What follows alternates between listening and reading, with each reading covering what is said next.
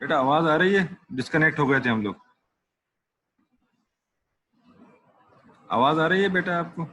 Are you listening to me? Yes sir. Okay, thank you. हम continue करते हैं अभी।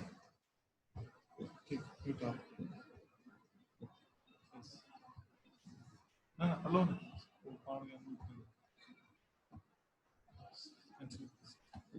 तो हम कहाँ पे थे? हम थे कि कौन से दो मेथड्स हैं जिससे हम लोग जो है हम अपना एक्सपेक्टेड वेट जो है वो चेक कर सकें, जो इंडिकेटर है कॉर्पोरेट इंडेक्स का। तो एक तो वही था कि हम अपनी हाइट को चेक करें, उसमें 100 माइनस कर दें तो वो हमें एक्सपेक्टेड वेट मिल जाएगा। या खासतौर पे खवातीन के लिए जो है जिनकी हाइट जो है 175 सेंटीमीटर तक, वो हाइट को मेजर करके उसमें 100 माइनस करें और फिर उसको 2 से डिवाइड करते हैं। फार्मूला सिंपल लिखा हुआ है।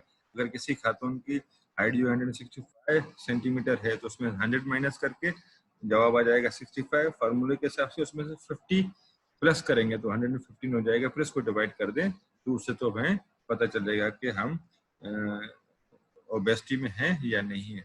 ये लेस कॉमन यूज इंडिकेटर्स हैं बीएमआई के। जो सबसे अहम इंडिकेटर है जो डब्ल्यूएचओ भी रिकमेंड करता है उसको हम कहते हैं body mass index. Body mass index BMI is based on the weight and height of the individual.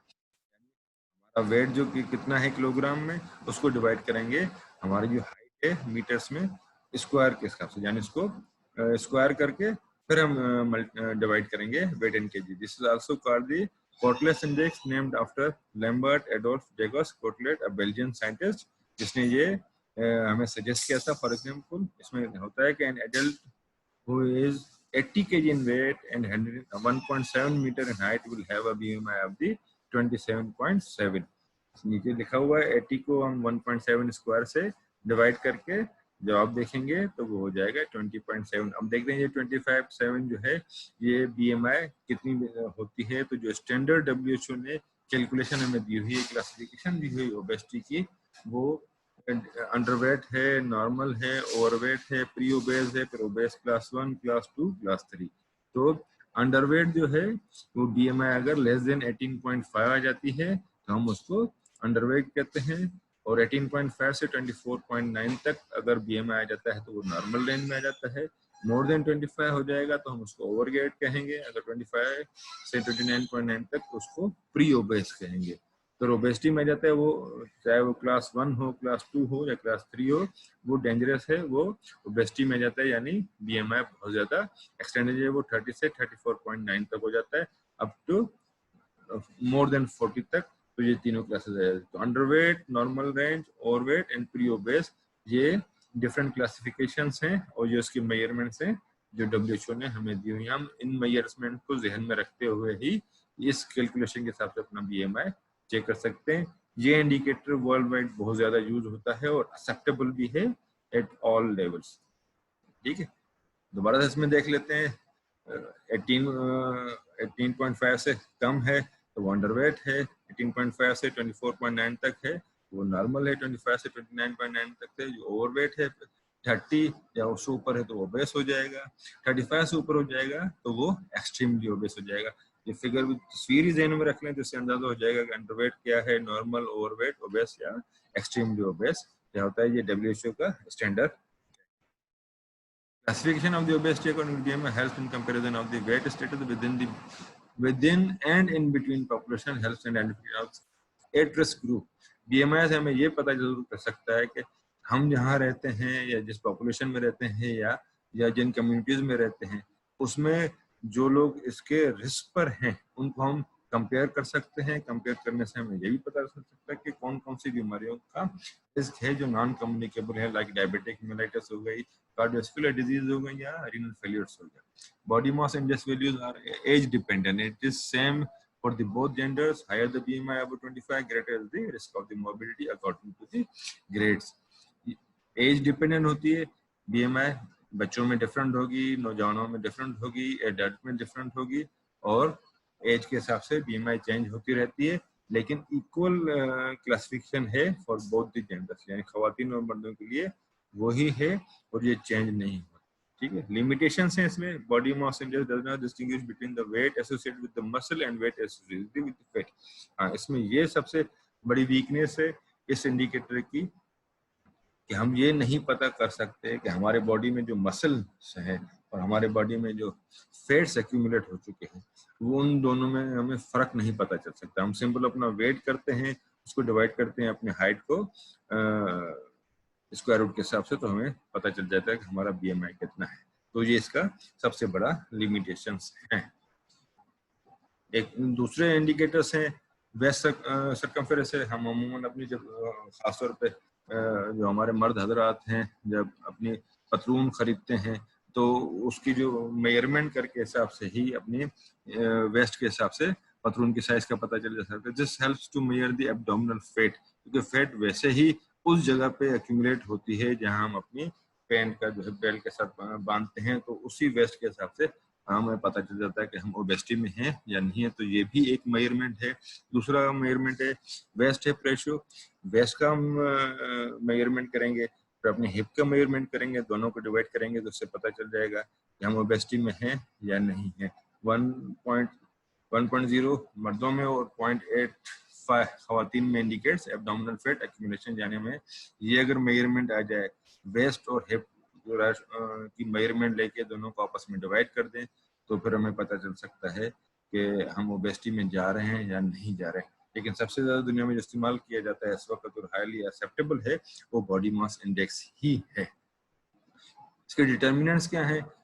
क्योंकि ये नॉन कम्युनिकेबल डिजीज है, पर्सन टू पर्सन ट्रांसमिट नहीं होती है, इंडिविजुअल लेवल पे होती है, कम्युनिटी लेवल पे होती है, टोटली डिपेंडेंट हमारे लाइफ स्टाइल पे होती है। तो लाइफ स्टाइल में हम कुछ चीज़ों में तब्दीली कर सकते हैं, कुछ चीज़ों में हम तब्दीली नहीं कर सकते, तो उनको मॉडिफाइबल और नॉन मॉडिफाइबल रिस्क फैक्टर कहते हैं। एसटी में हो गया जिन चीज़ों को हम तब्दील नहीं कर सकते हम उनको नॉन मॉडिफाइबल रिस्क फैक्टर कहते हैं। एज हम चेंज नहीं कर सकते, एज हमारी एक प्रोसेस है नेचुरली। तो obesity can occur in any age group, generally it increases with the age. Obese children usually will have a tendency to remain obese in future and adult life. तो age का relationship जो है life style changes में नहीं आता, वो dependent होता है, बढ़ता रहता है, कम हो जाता है। ठीक है। जेंडर दोनों जेंडर में हो सकता है, ठीक है, इसको हम तब्दील नहीं कर सकते। जेनेटिक फैक्टर्स हैं, अगर फैमिली हिस्ट्री है ओबेसिटी की या ओवरवेट की तो प्रॉब्लम है, उसमें फिर हमें कॉन्स्टेंटली जो है अपने पर्सनल लाइफ स्टाइल पर फोकस करना होगा। लेकिन हम वो जो फैक्टर्स हम अपने अम्मा से अपने अब्बा से लेके आ रहे होते हैं इम्यूनिटी, उसको हम मॉडिफाई नहीं कर। मॉडिफाइबल रिस्क फैक्टर हम फिजिकल एक्टिविटी अपनी कर सकते हैं। Socioeconomic status, higher socioeconomic status correlates positively with obesity in the developing countries. Interestingly, this association is reversed in the developed countries, especially among women. अमूमन मोटापा या ओबेसिटी या overweight कहा जाता था आज से 10-15 साल पहले कि ये अमीर मुल्कों की बीमारी है, लेकिन अब ये जो डेटा आ रहा है उस हिसाब से ये मिडिल इनकम कंट्रीज या lower middle income countries like Pakistan, उसमें ये बहुत ज्यादा बढ़ गया है और खासतौर पे ओबेसिटी खवातीन में बढ़ गई है। ठीक है, तो इसको हम चेंज कर सकते हैं। कैसे चेंज कर सकते हैं? अपनी लाइफ स्टाइल चेंजेस से, अपनी हेल्दी डाइट से। फिजिकल एक्टिविटी होगी तो हम इसको चेंज कर सकते हैं। तो physical activity is a modifiable risk factor है। ऐसे लेवल, एजुकेशन लेवल जो है वो हम बढ़ा दें, लोगों में मालूमात दे दें कि ओबेसिटी की कौन कौन से रिस्क फैक्टर्स हैं, तो उसमें हमें मदद मिल सकती है। ईटिंग हैबिट्स बच्चों का खासतौर, क्योंकि नॉन कम्युनिकेबल डिजीज है, बच्चे जो हैं हमारे आजकल बहुत ज्यादा जो है जंक फूड की तरफ जा रहे हैं, फिजिकली इनएक्टिव हैं। तो लिटरेसी लेवल बनाएंगे, मालूमात देंगे, उनकी ईटिंग हैबिट्स को ठीक करेंगे तो ये इस मसले से हम जान छुड़ा सकते हैं। अल्कोहलिज्म ये एक प्रॉब्लम है आया कि हम एक मुस्लिम कंट्री हैं, लेकिन बेटर रियलिटी इज दैट कि हमारे यहाँ अल्कोहल कंजम्पशन है। अगर प्योर अल्कोहल नहीं तो हमारे यहाँ अमूमन जो 18 टाइप अल्कोहल मिलता है ये लोग कंज्यूम करते हैं, और उसी वजह से जो है लिवर डिजीज भी हमारे यहाँ बढ़ गई हैं। क्रोनिक लिवर डिजीज है या लिवर सिरोसिस है, तो इसकी कंजम्पशन को भी खत्म कर दें, मॉडिफाई कर दें, ये हमारे हाथ में है, तो हम ओबेसिटी से बच सकते हैं। हो गई साइकोलॉजिकल फैक्टर्स भी हैं। People who are under constant emotional stress find satisfying eating the food. Stress में भूख बहुत ज्यादा लगती है।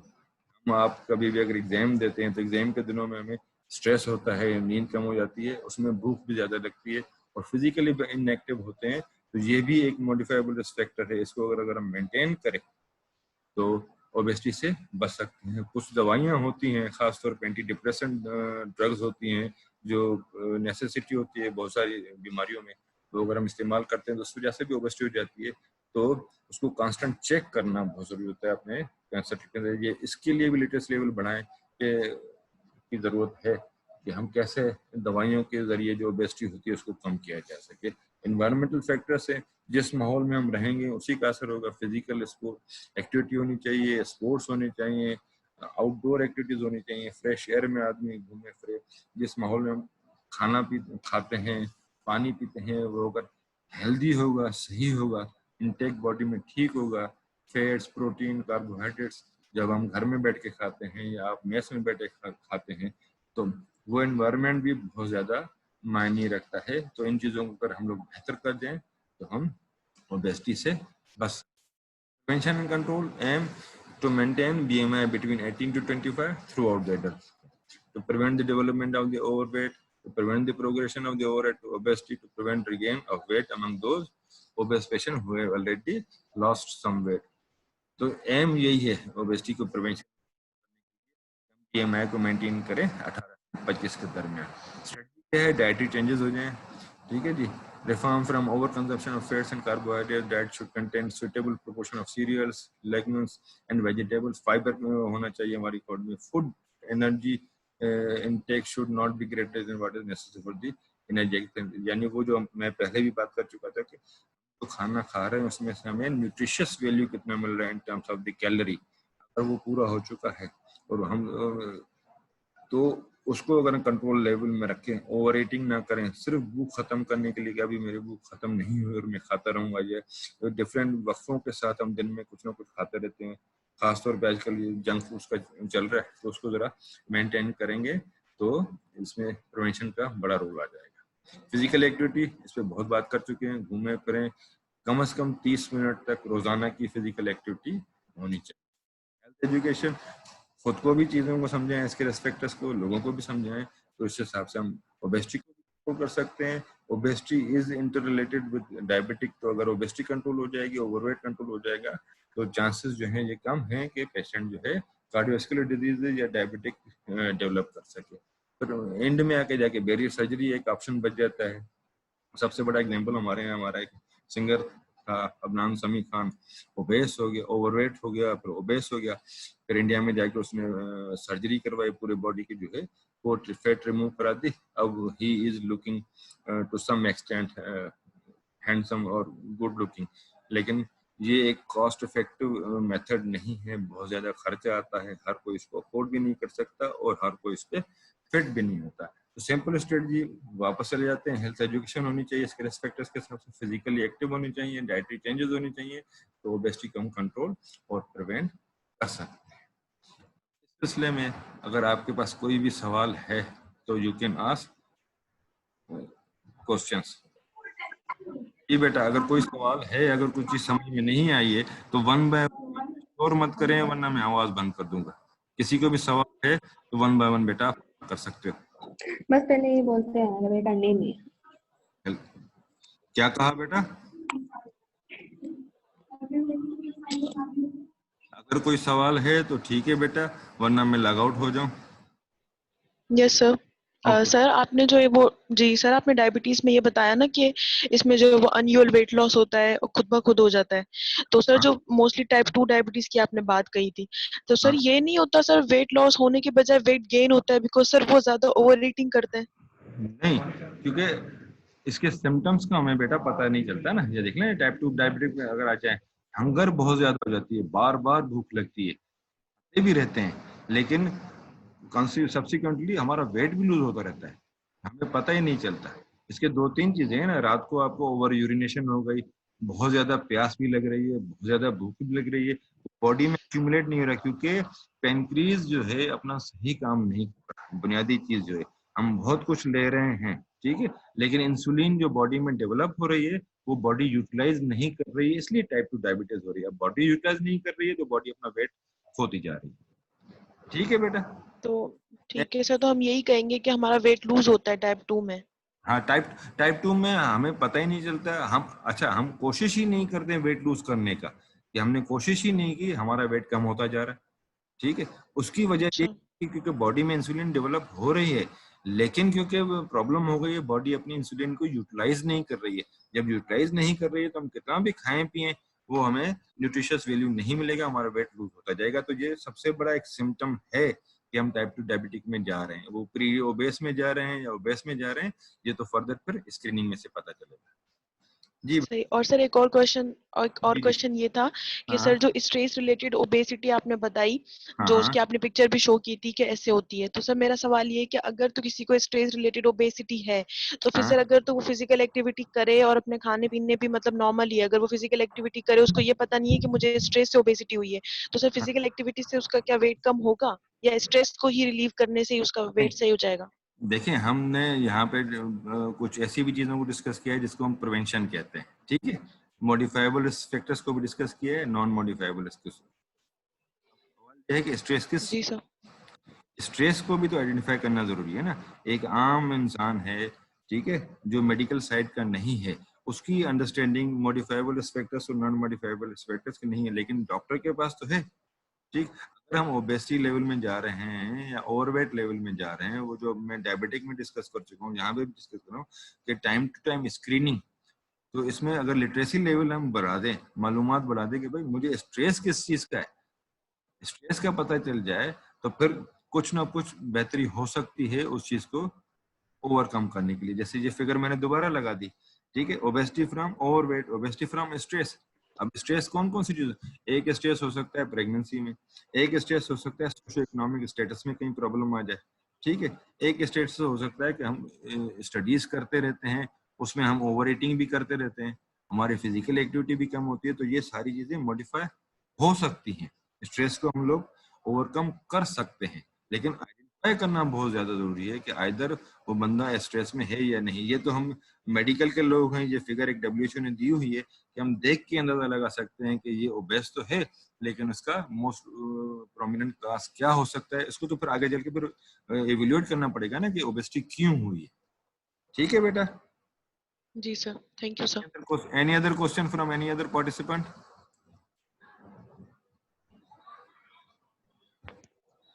जी बेटा, किसी और का कोई सवाल? चलें जी, थैंक यू वेरी मच। इंशाल्लाह ये जो प्रेजेंटेशन है ये भी इंशाल्लाह आपको मिल जाएगी। Thank you very much.